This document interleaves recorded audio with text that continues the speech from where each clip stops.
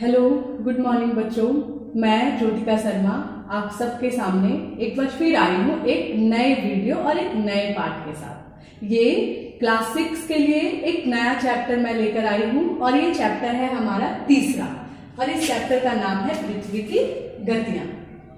हमने जब इससे पहले वाले वीडियो को देखा था तो हमने पढ़ा था ग्रह के बारे में और हमने ये जाना था कि ग्रह जो है वो सूर्य का चक्कर लगाती है। तो हमने ये चीजों को तो जान लिया था। अब हम लोगों को जानना है पृथ्वी की गतियों के बारे में कि जब वो घूर्णन करती है तो वो किस किस प्रकार की गति करती है। चलिए अब हम लोग शुरुआत करते हैं और हम लोग सबसे पहले ये जानते हैं कि इस पाठ में हम लोग कौन कौन से चीजों को पढ़ने वाले हैं। तो सबसे पहले हम लोग गति जानेंगे कि पृथ्वी जो है वो किस प्रकार गति करती है और वो कौन कौन सी गति होती है। तो सबसे पहले पृथ्वी की गति के बारे में हम लोग जानेंगे और गति में हम लोग घूर्णन गति और परिक्रमण गति के बारे में जानेंगे। फिर उसके बाद हम लोग पृथ्वी के घूर्णन करने के कारण जो हमारा वर्ष होता है और वर्षों में जो दिन होते हैं उसके बारे में चर्चा करेंगे। सामान्य वर्ष और लीप वर्ष, इन चीजों के बारे में हम लोग जानेंगे। तो चलिए शुरुआत करते हैं।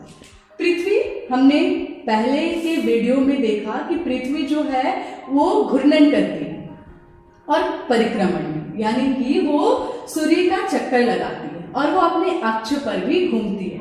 इस फिगर के माध्यम से आप लोग समझ सकते हैं, ये हमारा सूर्य है और ये हमारा पृथ्वी। आप लोग देख पा रहे होंगे कि किस प्रकार से पृथ्वी जो है वो सूर्य का चक्कर लगाती है। पृथ्वी जो है इस प्रकार से घूमते हुए सूर्य का चक्कर लगाती है। तो इन्हीं चक्कर लगाने के कारण पृथ्वी जो है वो गति करती है। तो हम लोग गति को देखें। गति जो है दो प्रकार के होते हैं, पहला है घूर्णन गति और दूसरा हमारा है परिक्रमण गति। अब हम लोग जानते हैं कि घूर्णन गति क्या होता है और परिक्रमण गति क्या होता है। घूर्णन गति को सबसे पहले जानते हैं। पृथ्वी जो है वो अपने अक्ष पर भी घूर्णन करती है। पृथ्वी जो है, मान लीजिए कि ये हमारा पृथ्वी है, तो हमने पृथ्वी के बारे में पहले पढ़ा था कि पृथ्वी पूरी तरह से गोल नहीं है। पृथ्वी जो है संतरे के आकार का है, भू आब आकार का है, यानी कि ऊपरी जो इसका हिस्सा है ये और ये थोड़ा चिपटा है। तो इस प्रकार से देखने में हमें पृथ्वी जो है वो संतरे के प्रकार का दिखाई पड़ता है। तो पृथ्वी इस प्रकार का संतरे का आकार का है और पृथ्वी क्या करती है, वो अपने अक्ष पर भी घूमती है। यहाँ पर भी वो घूमते रहती है अपने अक्ष पर। अपने अक्ष पर घूमने के कारण पृथ्वी में दिन रात होता है। एक उदाहरण मैं आप सभी के सामने देना चाहती हूँ। आप इस उदाहरण को ध्यान से समझिएगा कि ये उदाहरण किस प्रकार का है। मान लीजिए आप एक रूम में हैं और आपने एक बॉल लिया है और रूम को सबसे पहले बंद कर दीजिए। जितने भी दरवाजे हैं रूम में, जितने भी खिड़कियां हैं, सभी को बंद कर दीजिए और जितने भी लाइट्स हैं सभी को ऑफ कर दीजिए। उसके बाद एक टॉर्च लीजिए और एक बॉल लीजिए। बॉल को हाथों में रखिए और सामने से बॉल के ऊपर लाइट मारिए, लाइट को जलाइए। तो क्या होगा कि जब वो आप लाइट को जलाएंगे बॉल के ऊपर, तो बॉल का पूरा हिस्सा आपको नहीं दिखाई देगा क्योंकि रूम तो हमारा बंद है, रूम की लाइटें भी सारी ऑफ है। तो जब एक बॉल के ऊपर आप लोग लाइट को जलाते हुए दिखाओगे तो होगा क्या कि उस बॉल का सिर्फ एक सामने का हिस्सा हमें दिखाई पड़ेगा, उसके पीछे का हिस्सा हमें दिखाई नहीं पड़ेगा।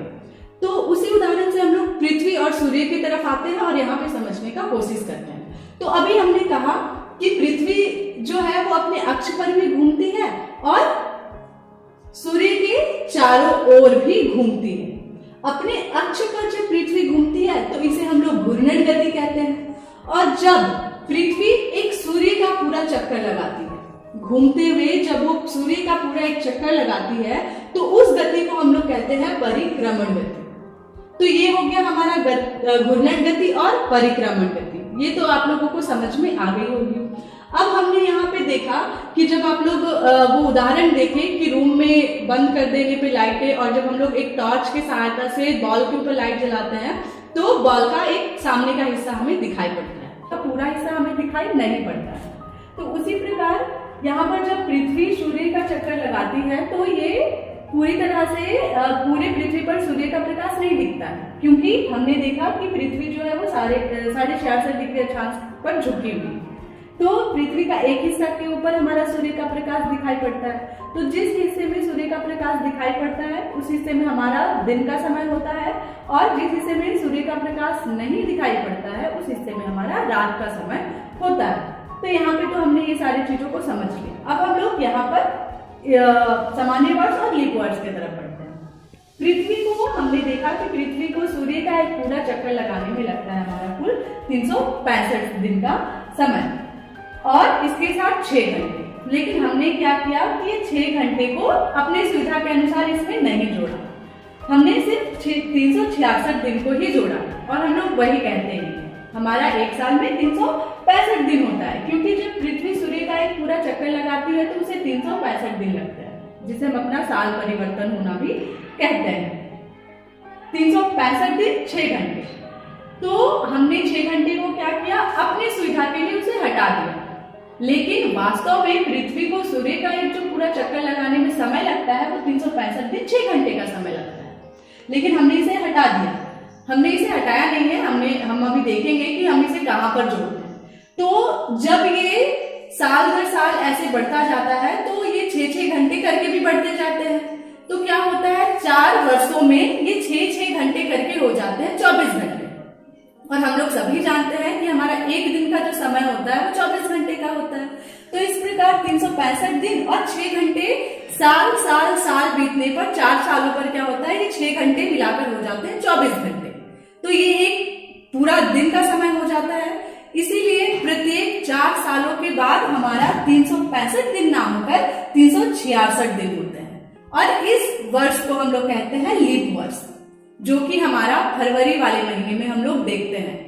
फरवरी में 28 दिन होते हैं, लेकिन 4 साल के बाद फरवरी में हमारा 28 दिन ना होकर 29 दिन होता है, और यही हमारा लीप वर्ष कहलाता है। तो आप सभी को समझ में आया होगा कि लीप वर्ष कैसे होता है। तो लीप वर्ष पृथ्वी का घूर्णन करने के कारण होता है, उसके परिक्रमण गति के कारण, क्योंकि पूरा एक परिक्रमण करने में उसे 365 दिन 6 घंटे लगते हैं, और 6-6 घंटे को जब हम लोग 4 सालों में देखें तो 6 घंटे 4 सालों में मिलाकर वो बन जाते हैं हमारा 24 घंटे, और वो एक दिन का समय हो जाता है। तो वही फिर हमारा चौथे साल में एक दिन बढ़ जाता है, जो कि फरवरी के महीने में बढ़ता है। तो आप सभी को ये चीजें समझ में आ गई होगी अच्छे तरीके से, पृथ्वी के गति के बारे में, पृथ्वी का घूर्णन गति, पृथ्वी का परिक्रमण गति, और पृथ्वी में जो लीप वर्ष होते हैं हमारा, ये भी आप सभी को अच्छे से समझ में आ गया होगा। धन्यवाद।